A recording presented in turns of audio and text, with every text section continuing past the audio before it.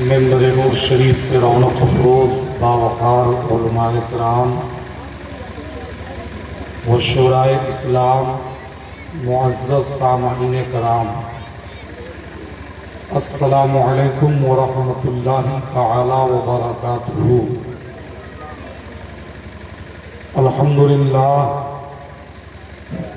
للہ الذی ابدع الافلاک والارضین، والصلاة والسلام على من كان نبيا وآدم بين الماء والطين، وعلى آله وأصحابه أجمعين، أما بعد، فأعوذ بالله من الشيطان الرجيم، بسم الله الرحمن الرحيم، واتخذوا من مقام إبراهيم مصلى، صدق اللہ مولانا العظیم، وبلغنا رسوله النبی الامین المتین المبین الکریم، ونحن على ذلك لمن الشاہدین والشاکرین، والحمد للہ رب العالمین۔ یا خدا بہر جناب مصطفیٰ امداد کن، یا رسول اللہ از بہر خدا امداد کن، یا شہید کربلا یا دافع کرب و بلا، گل رخا شہزاد گلگوں قبا امداد کن۔ سنیم منار اللہ اکبر می زنم، دم زبو بکر و عمر عثمان و حیدر می زنم، قادریم نار یا غوث اعظم می زنم، دم ز شاہ برکت اللہ قطب عالم می زنم، سرورا شاہا کریمہ دستگیرہ اشرفا، حرمت روح پیمبر یک نظر کن سوئے ماں۔ آئیے سب سے پہلے ہم اور آپ مل کر کچھ سننے اور سنانے سے قبل انتہائی عقیدت و محبت کے ساتھ اپنے اور ساری کائنات کے مرکز عقیدت مصطفیٰ جان رحمت، شمع بزم ہدایت، نو شہ بزم جنت، نو بہار شفاعت، شہر یار ارم، تاجدار حرم، شب اسرا کے دولہا، کعبے کے بدر الدجا، طیبہ کے شمس الضحا، شافع روز جزا، دافع جملہ بلا، حضور احمد مجتبی محمد مصطفیٰ صلی اللہ تعالی علیہ وآلہ وسلم کی بارگاہ گوہروار ضیاباد پر انوار میں جھم جھم کر درود پاک کی ڈالی نچھاور کریں اور پڑھیں بآواز بلند، اللہم صلی علی سیدنا و مولانا محمد معدنی الجود والکرم وعلی آلہ وبارک وسلم، صلو علیہ صلاۃ و سلام علیک یا رسول اللہ صلی اللہ تعالی علیہ وآلہ وسلم۔ نبی اور آل نبی پر ایک مرتبہ اور پڑھیں، اللہم صلی وسلم وبارک علی سیدنا محمد طب القلوب و دوائیہا وعافیت الابدان و شفائیہا ونور الابصار و ضیائیہا وآلہ وصحبہ دائما ابدا۔ میرا دل جب کبھی رنج و الم سے کانپ اٹھتا ہے، میرا دل جب کبھی رنج و الم سے کانپ اٹھتا ہے، میں نام آقا کا لیتا ہوں تو سب ڈر کانپ اٹھتا ہے۔ اور کرم کی ایک نظر جب میرے آقا ڈال دیتے ہیں، کرم کی ایک نظر جب میرے آقا ڈال دیتے ہیں، عمر کی دشمنی کا سارا تیور کانپ اٹھتا ہے۔ اور بتوں کے شہر میں ایک بت شکن کی ہمت عالی، بتوں کے شہر میں ایک بت شکن کی ہمت عالی، وہ گر عزم براہیمی تو آذر کانپ اٹھتا ہے۔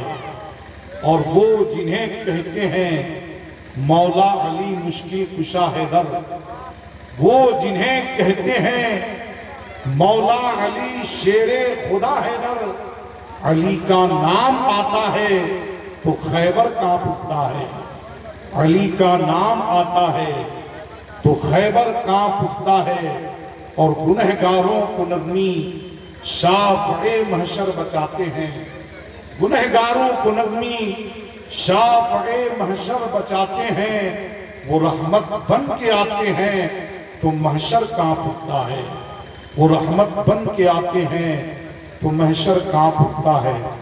معزز سامعین حضرات، آج کی یہ محفل جدید مکان کے افتتاح کے موقع پہ منعقد ہے، جس میں ہم اور آپ کافی دیر سے شرکت کی سعادتیں حاصل کر رہے ہیں، اور اپنے مقدس علماء اہل سنت کی زیارت و یکے بعد دیگرے انہیں سماعت بھی کر رہے ہیں۔ مجھ سے قبل آپ نے بڑی اچھی نعتیں، نعت و منقبت کے بڑے اچھے اشعار آپ نے سماعت کیے۔ تھوڑی دیر کے لیے میں بھی آپ کے درمیان حاضر خدمت آیا ہوں۔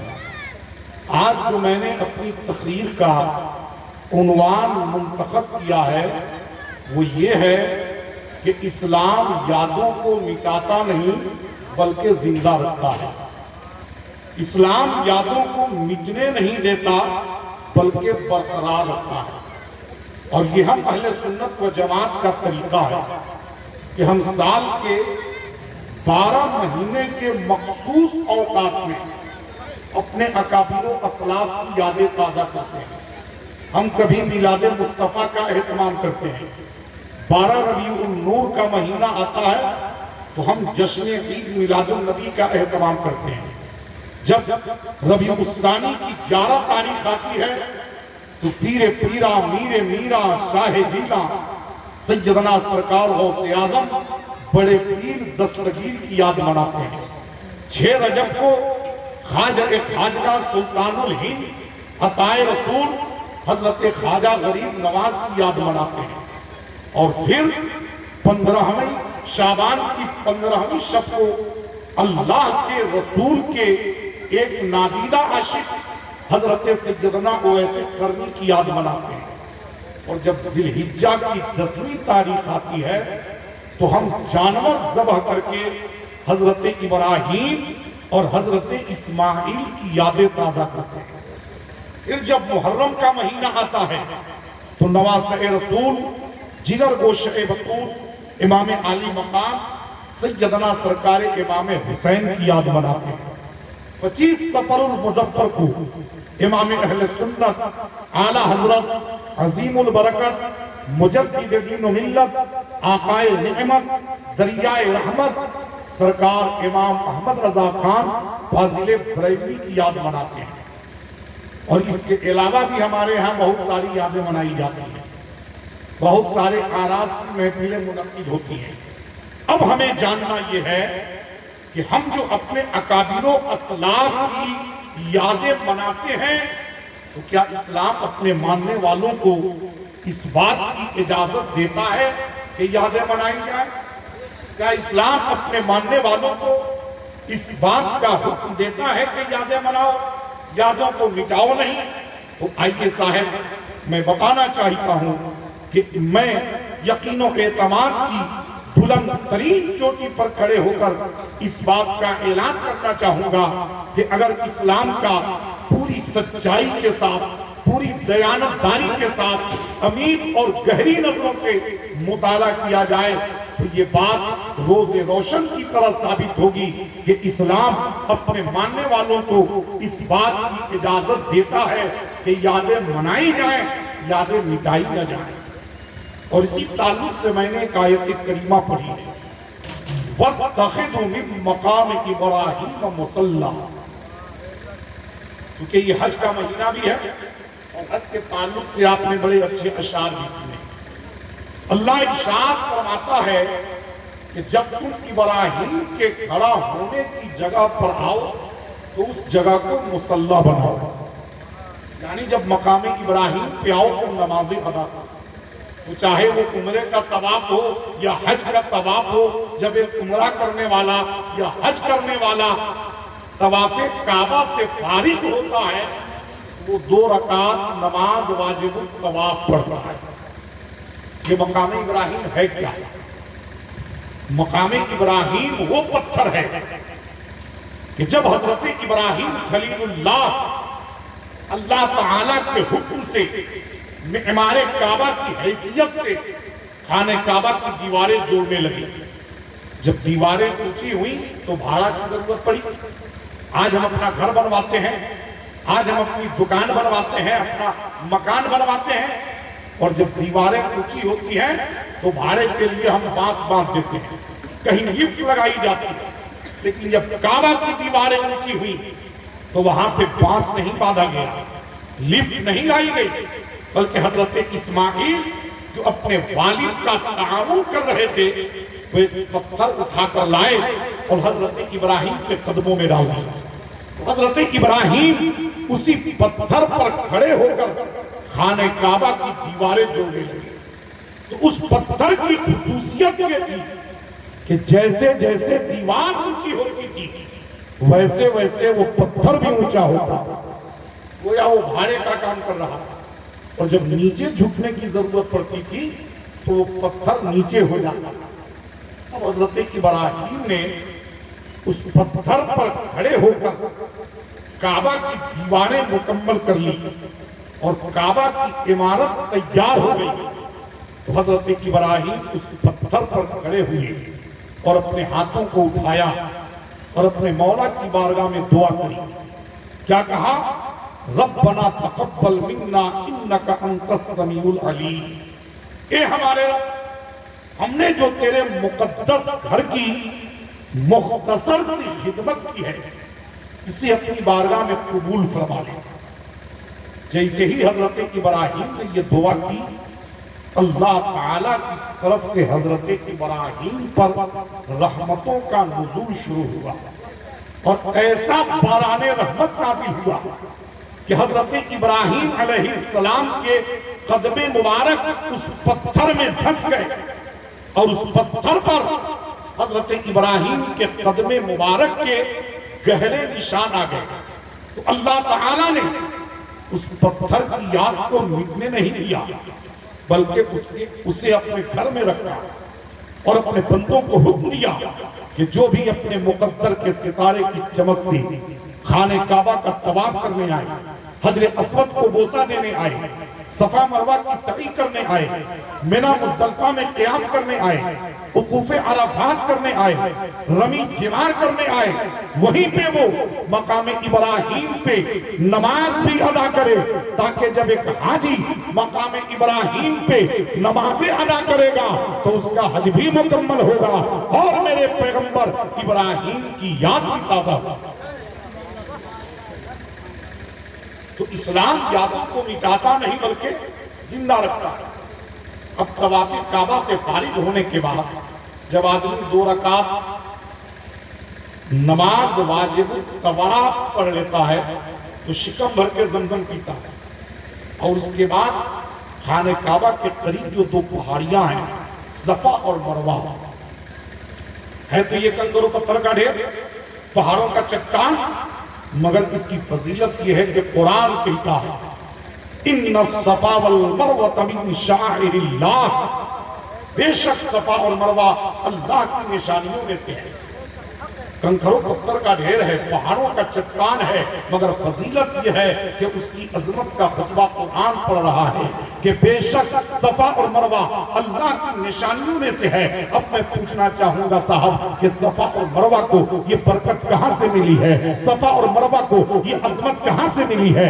صفا اور مروہ کو یہ مقام کہاں سے ملا ہے؟ صفا اور مروہ کو یہ مرتبہ کہاں سے ملا ہے؟ تو آپ کو ماننا پڑے گا کہ صفا اور مروہ کو یہ عظمت ملی ہے تو صرف حضرت حاجرہ کے قدموں کے صدقے میں ملی ہے۔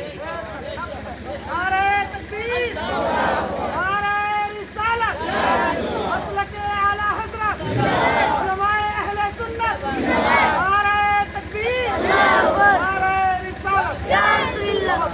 کہ جب اللہ تعالیٰ کے حکم سے حضرت ابراہیم نے اپنے بیٹے حضرت اسماعیل اور اپنی بیوی حضرت حاجرہ کو اس وادی سنسان میں چھوڑا، ملک شام سے چلے تھے، جنگل آیا، جنگل سے بھی گزر گئے، چلتے چلتے بہت دور چلے گئے۔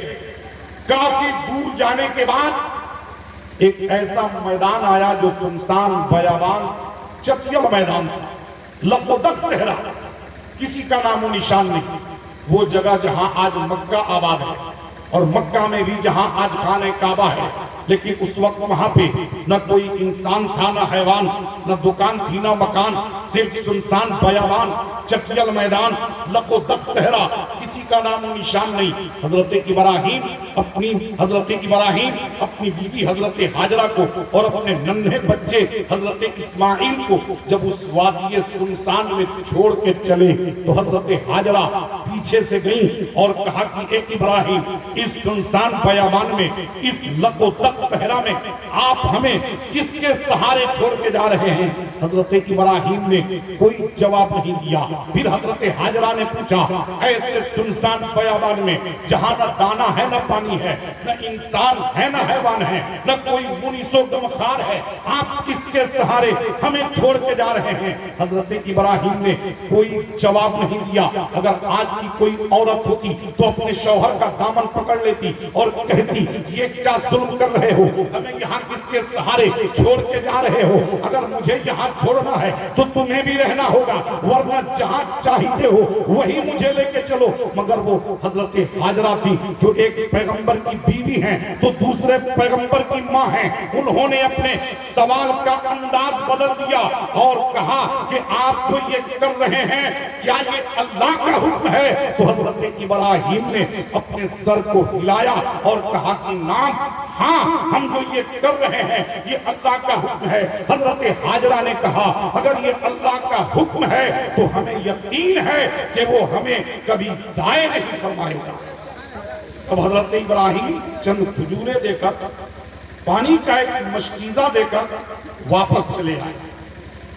جب کچھ دور آئے تو ایک جگہ پر کھڑا ہو کر انہوں نے دعا کی، کہا کہ اے رب، ہم نے اپنے کنبہ کو ایسی زمین میں سکونت پذیر کیا، ایسا ٹھہرایا ہے کہ دوبارہ لے جانے کا ارادہ بھی نہیں ہے۔ ایسی زمین میں جہاں کی زمین غیر ذی زرع ہے، جہاں کھیتی نہیں ہوتی، اس لیے مولا تو ان کے لیے پھلوں کا انتظام کر دے، لوگوں کا دل ان کی طرف مائل کر دے اور انہیں نمازی بنا تاکہ وہ تیرا شکر ادا کریں۔ حضرت ابراہیم کی دعاؤں کا اثر آج بھی ہے۔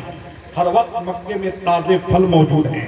دنیا کا کہیں بھی رہنے والا کوئی بھی مسلمان ہو، اس کی یہی تمنا ہے کہ ہم اپنے ان آنکھوں سے اللہ کا گھر دیکھ لیں، خانہ کعبہ کا طواف کر لیں۔ اور پھر صاحب کیا ہوا؟ حضرت ابراہیم ملک شام چلے آئے۔ حضرت حاجرہ کے پاس چند کھجوریں تھی، ختم ہو گئی، پانی کا مشکیزہ تھا، پانی بھی ختم ہو گیا۔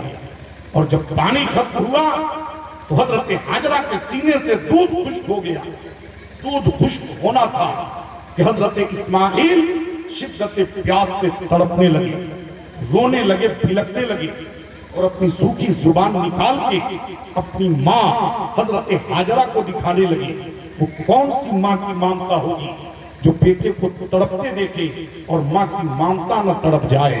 وہ کون سی ماں کی ممتا ہوگی جو بیٹے کے درد و کرب کو دیکھے اور ماں کی ممتا نہ جاگ جائے؟ وہ کون سی ماں کی ممتا ہوگی جو بیٹے کی سوکھی زبان دیکھے اور ماں کی ممتا نہ مچل جائے؟ جب حضرت اسماعیل شدت پیاس سے تڑپنے لگے تو ماں کی ممتا جاگ اٹھی، ماں کی ممتا تڑپ اٹھی، ماں کی ممتا بے قرار ہو گئی اور حضرت حاجرہ اپنے لال کو زمین پر لٹا کر قریب کی دو پہاڑیاں جنہیں صفا اور مروہ کہا جاتا ہے، پانی کی تلاش میں کبھی صفا سے مروہ پہ، کبھی مروہ سے صفا پہ، جہاں حضرت اسماعیل پہاڑوں سے چھپ جاتے وہاں دوڑ دوڑ کے چلتی، جہاں سامنے ہوتے وہاں آہستہ آہستہ چلتی۔ 7 مرتبہ آئی آئی اور گئی.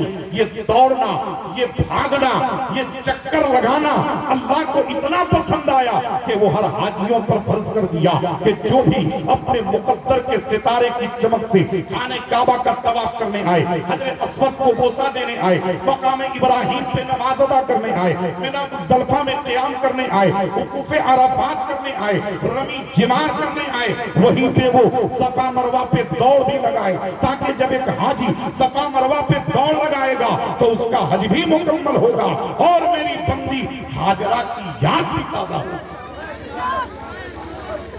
آج بھی حجاج کرام جاتے ہیں اور جب تک وہ صفا مروہ پہ دوڑ نہیں لگائے تب تک ان کا حج اور عمرہ مکمل نہیں ہوتا. آپ پوچھئے صاحب کسی بھی حاجی سے کہ اگر کسی پہاڑ پر دوڑنے کا نام حج ہے، اگر پہاڑیوں پر دوڑنے کا نام عمرہ ہے، تو اس کے لیے مکہ جانے کی کیا ضرورت ہے؟ ہمارے ملک میں بہت بڑے بڑے پہاڑ ہیں، کوہ ہمالیہ سینہ تانے کھڑا ہے، ہم کسی بھی پہاڑ پہ دوڑ لیتے ہمارا حج مکمل ہو جاتا. تو ہر حاجی کا یہی جواب ہوگا کہ نہیں میاں، ہم یوں ہی نہیں دوڑ رہے ہیں، ہم اس لیے دوڑ رہے ہیں کہ ہم سے پہلے حضرت حاجرہ نے دوڑ لگایا تھا. تو کیا حضرت حاجرہ نے احرام باندھ کے دوڑ لگایا تھا، عمرہ کی نیت سے دوڑ لگایا تھا، حج کی نیت سے دوڑ لگایا تھا؟ نہیں صاحب، وہ پانی کی تلاش میں دوڑ لگا رہی تھی. آج حاجیوں کو مکہ میں آب زمزم کا بابرکت پانی موجود ہے، تو زمزم کے علاوہ اب آپ کو پانی کی کیا ضرورت پڑی کہ آپ صفا مروہ پہ دوڑ لگا رہے ہیں؟ تو ہر حاجی کا یہی جواب ہوگا کہ صاحب ہم پانی کی تلاش میں صفا مروہ پہ دوڑ نہیں لگا رہے ہیں، بلکہ دوڑ لگا کر حضرت حاجرہ کی یاد تازہ کر رہے ہیں. معلوم کیا ہوا؟ اسلام یادوں کو مٹاتا نہیں بلکہ زندہ رکھتا. آخری بار حج کا ایک رکن ہے رمی جمار. رمی کہتے ہیں پھینکنے کو، جمار کہتے ہیں کنکری کو. کنکری پھینکنا یعنی شیطان کو جو کنکر مارا جاتا ہے اسی کو رمی جمار کہا جاتا ہے. یہ بھی کسی نہ کسی کی یاد تازہ کرنے کے لیے. حضرت ابراہیم علیہ نبینا کی عمر شریف تقریباً 80 یا 90 سال کی ہو گئی، مگر ان کے وہاں کوئی اولاد نہیں تھی. ان کی پہلی بیوی حضرت سارہ نے یہ مشورہ دیا، یہ جو شاہ مصر سے مجھے کنیز کی شکل میں حاجرہ ملی ہے، آپ اس سے نکاح کر لیں تو ہو سکتا ہے اس کے بطن سے کوئی اولاد پیدا ہو جائے. تو حضرت ابراہیم نے حضرت حاجرہ سے نکاح فرمایا اور نکاح فرمانے کے بعد اپنے مولا کی بارگاہ میں دعا کی. کیا کہا؟ رب ہب لی من الصالحین، اے رب ہمیں ایسی اولاد عطا فرما جو نیکوں میں سے. آج ہمارے یہاں بھی جب کسی کی اولاد نہ ہو، کسی کے بیٹے نہ ہو، تو صاحب ہم بڑے پریشان ہوتے ہیں. کبھی ڈاکٹر کے پاس جاتے ہیں، کبھی حکیم کے پاس جاتے ہیں، کبھی طبیب کے پاس جاتے ہیں، کبھی جھاڑنے پھٹنے والے کے پاس جاتے ہیں کہ ایک بیٹا ہو جائے تاکہ اس سے ہماری نسل چلے، اس سے ہمارا خاندان چلے، اس سے ہمارے خاندان کا نام باقی رہے. یہ نیت بھی جائز ہے، لیکن حضرت ابراہیم کی دعا پر غور کیجئے. انہوں نے کہا رب ہب لی من الصالحین، اے رب ہمیں ایسی اولاد عطا فرما جو نیکوں میں سے ہو. یعنی جب بیٹا نیک ہوگا تو اس سے نسل بھی چلے گی، خاندان بھی چلے گا، اور اس نیکیوں کے صدقے ہمارے دل کو سکون بھی ملے گا. اللہ تعالیٰ نے حضرت ابراہیم کو بشارت سنائی، فبشرناہ بغلام حلیم. تو ہم نے اسے ایک عقلمند بیٹے کی بشارت سنائی اور حضرت حاجرہ کے بطن سے حضرت ابراہیم کے گھر میں حضرت اسماعیل پیدا ہوئے. اب قرآن کی آیت کریمہ ہے فَلَمَّا بَلَغَ مَعَهُ السَّعْيَ، جب وہ چلنے پھرنے کے قابل ہو گیا، یعنی حضرت اسماعیل حد بلوغ کو پہنچے، تو حضرت ابراہیم نے دیکھا کہ میں خاک میں اسماعیل کو ذبح کرتا ہوں. صبح ہوئی تو 10ویں ذی الحجہ کا دن تھا. آپ نے حضرت حاجرہ سے کہا ایسا کرو اسماعیل کو نہلا دو، عمدہ لباس پہنا دو، آنکھوں میں سرما لگا کر، کپڑوں میں خوشبو لگا دو، بالوں میں تیل ڈال کر کنگھی کر دو، اور ساتھ میں رسی اور چھری بھی رکھ دو۔ حضرت حاجرہ نے پوچھا کہ آخر اس کی وجہ کیا ہے؟ تو حضرت ابراہیم نے کہا کہ مجھے اپنے دوست کی دعوت پہ جانا ہے۔ حضرت ابراہیم کا لقب ہے خلیل اللہ، خلیل کے معنی ہوتے ہیں دوست، خلیل اللہ اللہ کا دوست، اور دعوت کے معنی ہوتے ہیں بلانا۔ یہ اور بات ہے کہ اگر کھانے کی دعوت ہو تو دعوت طعام کہا جاتا ہے، اگر کوئی اناؤنسر کہنے اور پڑھنے کی دعوت دے تو دعوت سخن کہا جاتا ہے، ورنہ صرف دعوت کے معنی بلاوا ہوتا ہے۔ حضرت ابراہیم نے کہا ہمیں اپنے دوست کی دعوت پہ جانا ہے۔ حضرت حاجرہ نے اسماعیل کو سنوارا، سجایا، پہنایا، بالوں میں تیل ڈال کے کنگھی کیا، ساتھ میں رسی اور چھری بھی رکھ دی۔ حضرت ابراہیم اپنے بیٹے کی انگلی پکڑ کر گھر سے نکلے اور اللہ کے راستے میں نکل پڑے۔ ادھر شیطان حسد سے جلنے لگا کہ اگر ابراہیم نے اللہ کے حکم کی تعمیل کر دی تو اس کا مقام و مرتبہ بلند ہو جائے گا، ابراہیم آج اپنے امتحان میں کامیاب ہو جائیں گے۔ اور قرآن کہتا ہے ان الشیطان للانسان عدو مبین، بے شک شیطان انسان کا کھلا ہوا دشمن ہے۔ لہذا وہ دوڑتے دوڑتے حضرت حاجرہ کے پاس گیا اور کہا کہ حاجرہ کیا تجھے معلوم بھی ہے کہ تیرے عزیز بیٹے اسماعیل کہاں جا رہے ہیں؟ انہوں نے کہا کہ وہ اپنے والد کے ساتھ ان کے دوست کی دعوت پہ جا رہے ہیں۔ شیطان نے کہا کہ نہیں، تم نے ساتھ میں رسی اور چھری نہیں دیکھا، آج ابراہیم اپنے بیٹے کو رسیوں سے باندھ کر چھری سے ذبح کر دیں گے۔ حضرت حاجرہ نے کہا کہ دنیا میں کبھی ایسا بھی ہوا کہ کوئی باپ اپنے بیٹے کو اپنے ہاتھوں سے ذبح کر دے؟ شیطان نے کہا ہوا تو نہیں مگر آج ہونے والا ہے، اس لیے کہ ابراہیم کی طرف اللہ کا حکم ہے۔ حضرت حاجرہ نے کہا پھر ہمارے پاس ایک اسماعیل ہے، اگر ہزاروں اسماعیل ہو تو ہم سب کو اللہ کے نام پر قربان کر دیں، اس لیے کہ جان دی ہوئی اسی کی تھی، حق تو یہ ہے کہ حق ادا۔ اب وہاں سے شیطان حضرت اسماعیل کے پاس آیا اور کہا کہ اسماعیل بڑے مسکرا رہے ہیں، معلوم بھی ہے کہ کیا انجام ہونے والا ہے، کہاں جا رہے ہیں آپ؟ حضرت اسماعیل نے کہا کہ اپنے والد کے دوست کی دعوت پہ جا رہا ہوں۔ کہا کہ کوئی دعوت نہیں ہے، یہ جو ساتھ میں رسی ہے نا اس سے آپ کے ہاتھ پاؤں کو باندھ کر چھری سے آپ کو ذبح کر دیا جائے گا۔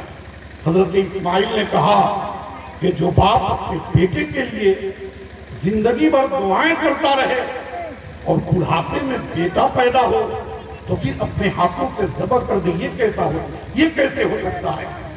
شیطان نے کہا ہو تو نہیں سکتا مگر آج ہوگا، اس لیے کہ یہ اللہ کا حکم ہے۔ حضرت اسماعیل نے کہا کہ اگر یہ اللہ کا حکم ہے تو پھر اسماعیل کی ایک جان ہے، ہزاروں جانیں ہوں وہ سب رب کے نام پر قربان ہیں۔ ڈاکٹر اقبال کہتے ہیں یہ فیضان نظر تھا یا کہ مکتب کی کرامت تھی، یہ فیضان نظر تھا یا کہ مکتب کی کرامت تھی، سکھائے کس نے اسماعیل کو آداب فرزند۔ اب حضرت ابراہیم اپنے بیٹے حضرت اسماعیل کو لے کر مینا پہنچے اور مینا کی سرزمین پر پہنچ کر حضرت ابراہیم چاہتے تو اپنے بیٹے اسماعیل کو ذبح کر دیتے، اللہ کا حکم بھی یہی تھا، اس میں اسماعیل کی مرضی کی کوئی ضرورت نہیں تھی، لیکن دنیا کہتی کہ اس میں اسماعیل کا کیا کمال ہے۔ تو حضرت ابراہیم نے اپنے بیٹے کے سامنے اپنی منشا رکھی، اپنی خواہش کا اظہار کیا۔ کیا کہا؟ قرآن کہتا ہے قال یا بنی انی ارا فی المنام انی اذبحک فانظر ماذا تری۔ حضرت ابراہیم نے کہا اے میرے پیارے بیٹے، بے شک میں نے خواب دیکھا ہے کہ تجھے ذبح کرتا ہوں، فانظر ماذا تری، اب تو بتا تیری کیا رائے ہے۔ حضرت ابراہیم نے اپنی مرضی رکھی قال یا بنیا، کہا اے میرے پیارے بیٹے، انی ارا فی المنام، بے شک میں نے خواب دیکھا ہے کہ تجھے ذبح کرتا ہوں، اب تو بتا کہ تیری کیا رائے ہے؟ آج کا بیٹا ہوتا تو کہتا کہ جیسی نیت ویسا خواب۔ آپ بیداری میں سوچتے ہوں گے کہ صاحب آپ نے دیکھا ہے، مگر حضرت اسماعیل کا جواب سنیے، انہوں نے کیا کہا؟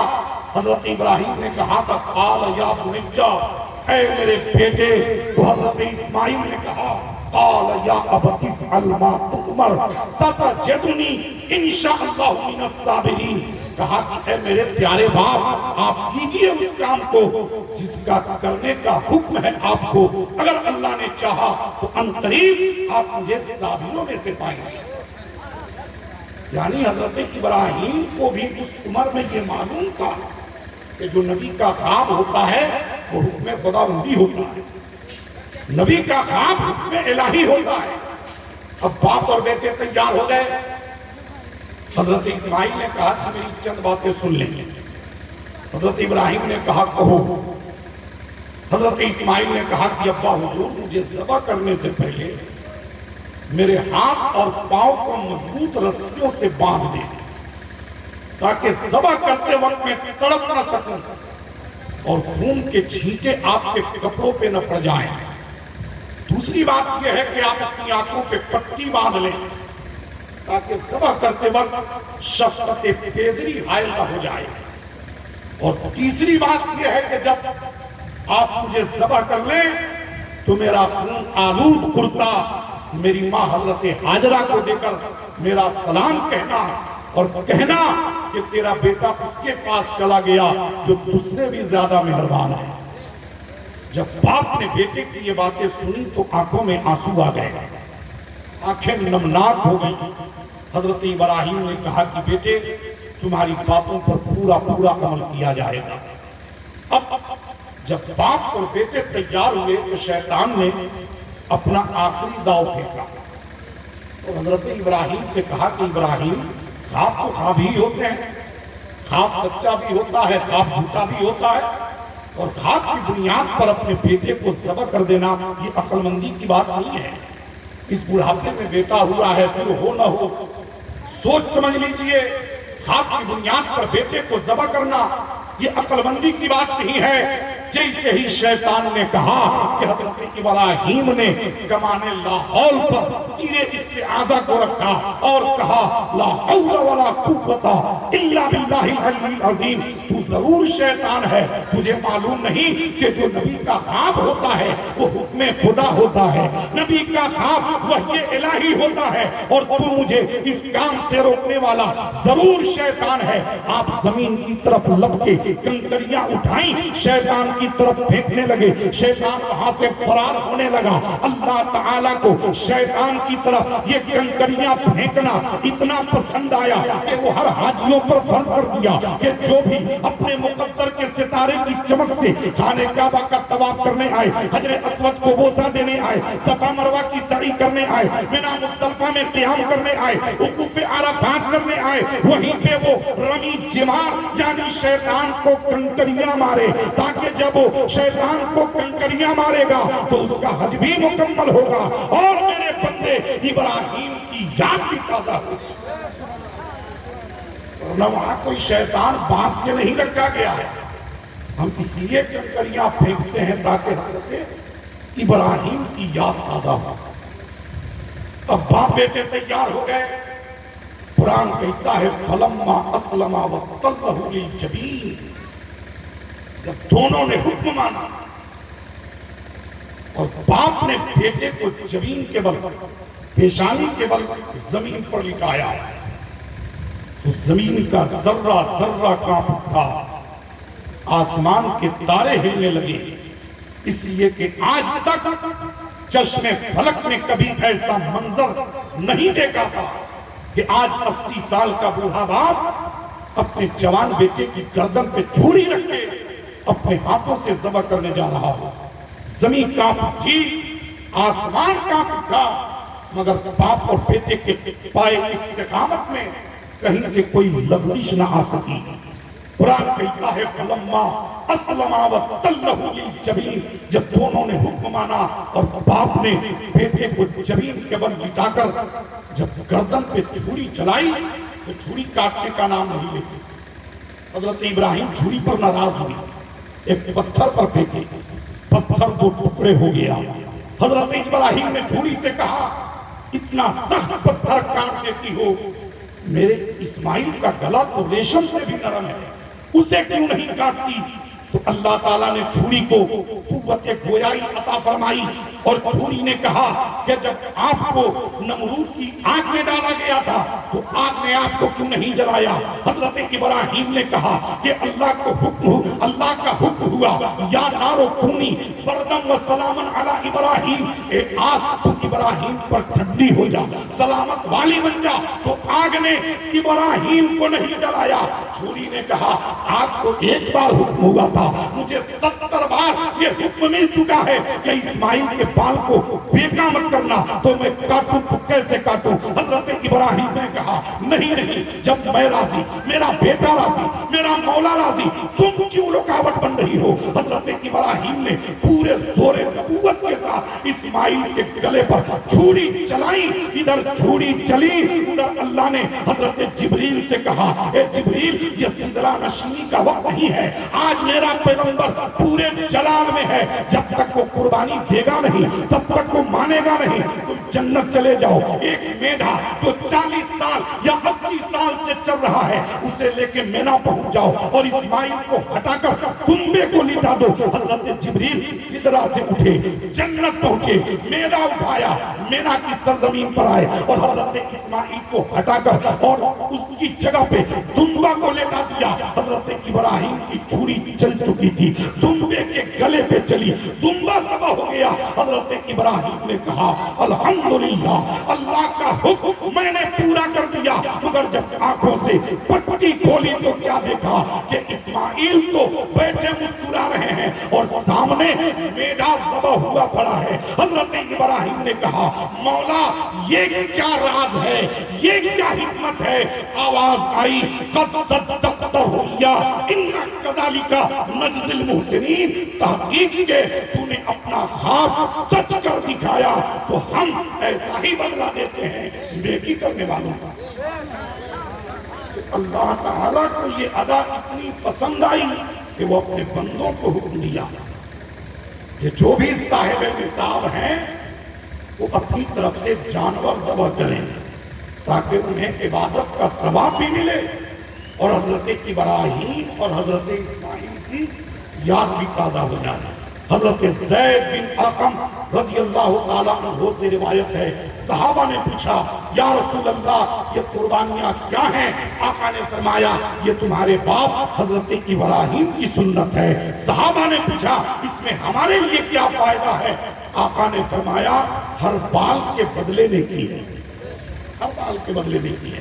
اس لیے اللہ نے جسے توفیق کیا ہے وہ اس عبادت کی تکمیل کرے اور اجر و ثواب کا مستحق بنے۔ اللہ تعالی ہمیں اور آپ کو ان چند باتوں کے عمل کی توفیق عطا فرمائے۔ استغفر اللہ ربی من کل ذنب واتوب الیہ، کلمہ شریف پڑھنے لا الہ الا اللہ محمد رسول اللہ، وآخر الدعوانا الحمدللہ رب العالمین۔